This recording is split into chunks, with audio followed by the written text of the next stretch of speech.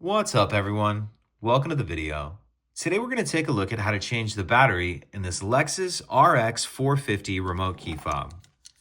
This Lexus RX450 remote key fob is going to use replacement battery CR2032, and I'll put a link in the description box of this video to where you can find these replacement batteries if you're in need. So the first thing I'm going to do is grab my key fob and I'm going to remove the emergency key that's in the bottom of it. That's done by pressing this button here that my thumb's on, and then the emergency key will slide out like that. Now, if we take a look at the bottom of the key fob, near where the emergency key just slid out of, we can see there's this notch right here that I'm touching with the end of the key. And if you notice, this key has a little bit of a lip on the end. So what I'm going to do is take my key and stick it in that notch like that, make sure it's all the way pushed in.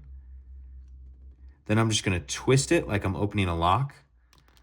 And as I do that, you can see it opens the case. And when you open the case fully, you want to hold it with the buttons facing down and then open it. And now we have our battery here. I'll grab my key and use the end of the key to get under the edge of the battery and pop it out of that holder. And then if your circuit board moves around at all before you close it, make sure you get that sitting down in that little rubber piece where it needs to be. Grab my new replacement battery and make sure you're installing that with the plus side up, positive side up.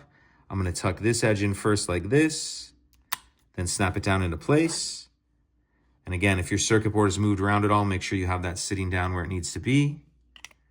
And then we can snap the two halves back together, slide our emergency key back in, and that's it. If you could take a second to like and subscribe, it helps us out, and I'd appreciate it. Thank you.